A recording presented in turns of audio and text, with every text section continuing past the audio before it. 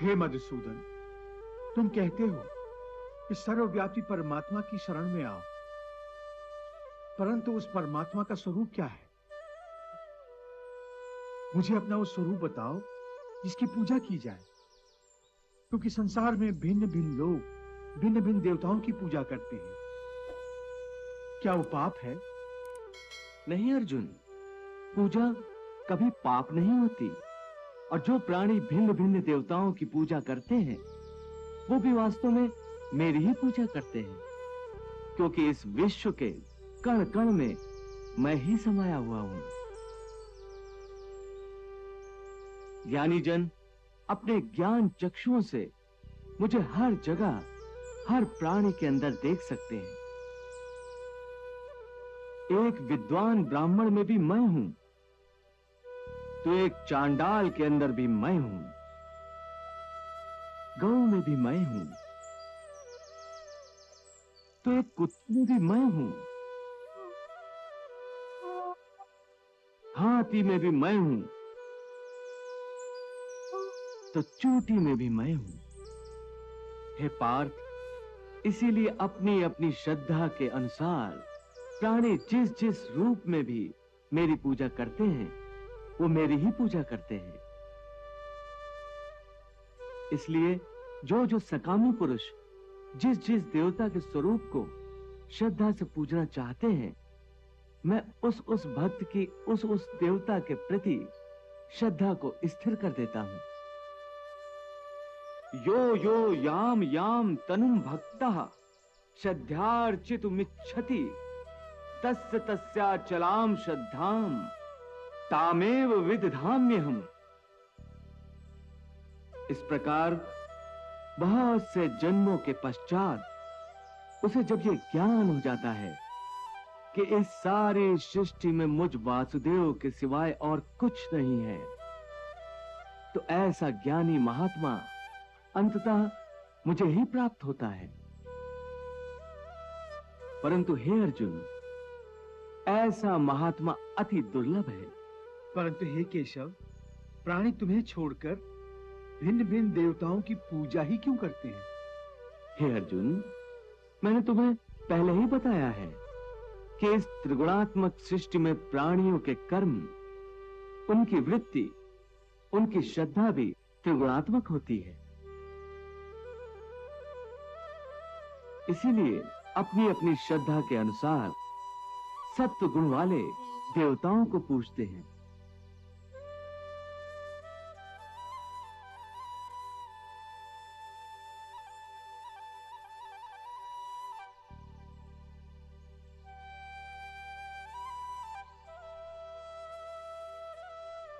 रजोगुण वाले यक्ष, गंधर्व आदि की पूजा करते हैं।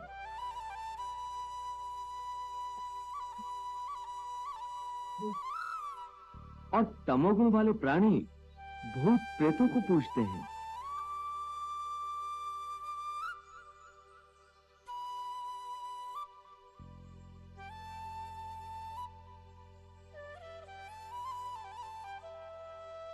यजन्ते सात्विका देवान यक्ष रक्षांसि राजसा प्रेतान भूत गणाश्च चान्ये यजन्ते तामसा जना।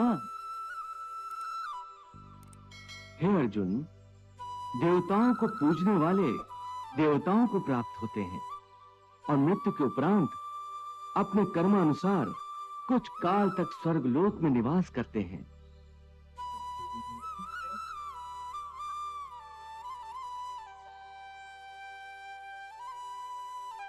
पितरों को पूजने वाले पितरों को प्राप्त होते हैं और पितृलोक में जाते हैं।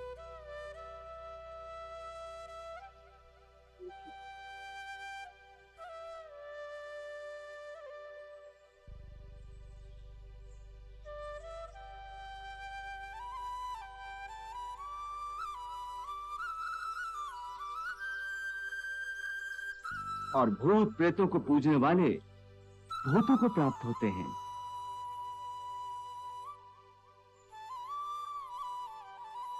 और नए जन्म में उन्हें भूत प्रेतों की योनि मिलती है।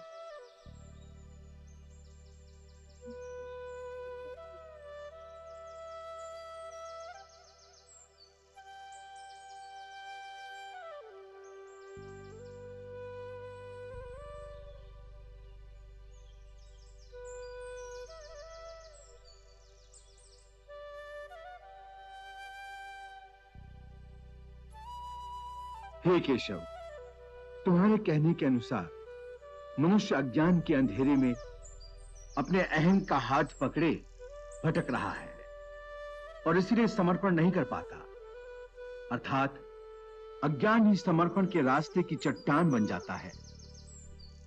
तो अज्ञान के अंधकार को दूर करने और ज्ञान प्राप्त करने का सरल साधन बताओ। श्रद्धा। हे अर्जुन, ज्ञान प्राप्त करने का मूल साधन केवल श्रद्धा है। श्रद्धा के बीज से ही विश्वास का अंकुर फूटता है।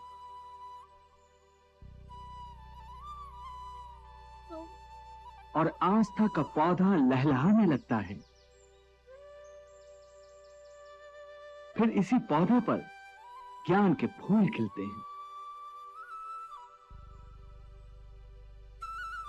श्रद्धावान लभते ज्ञानम तत्परा संयतेन्द्रियः ज्ञानम लब्ध्वा पराम शांतिम अचिरेण अधिगच्छति। हे भोलेनाथ, भगवान श्री कृष्ण भक्ति के संबंध में श्रद्धा को अधिक महत्व क्यों दे रहे हैं? देवी, श्रद्धा बिना भक्ति कैसे हो सकती है? श्रद्धा ही भक्ति का बीज है। मनुष्य के लिए श्रद्धा ही वो दिव्य नेत्र है जिनके द्वारा एक अंधा मनुष्य भी भगवान के स्वरूप के दर्शन कर सकता है। ये श्रद्धा ही तो है जो मनुष्य को एक पत्थर की मूर्ति में भी भगवान का रूप दिखा देती है।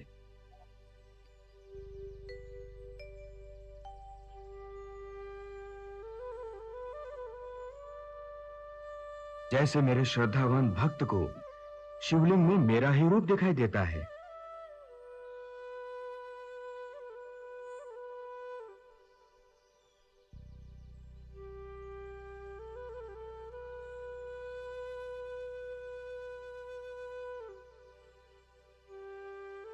परंतु एक नास्तिक को वो केवल एक पत्थर का टुकड़ा ही दिखाई देता है। देवी, श्रद्धा ना हो तो भगवान सामने भी खड़े हों तो श्रद्धाहीन नास्तिक की आंखों को वो भगवान नहीं कुछ और ही दिखाई देगा।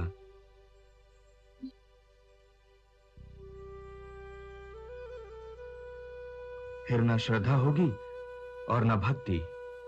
श्रद्धा वो सीधा और सरल रास्ता है जो मनुष्य को प्रेम शांति की ओर ले जाता है।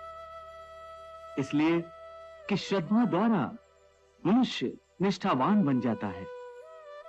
और जिस मन में श्रद्धा नहीं होती वो मन संशय और शक के अंधेरों में इस प्रकार भटक जाता है कि उसे ना तो इस लोक में सुख का रास्ता मिलता है और ना परलोक में उसे शांति प्राप्त होती है। जिस मन में श्रद्धा नहीं होती वहां शंका होती है।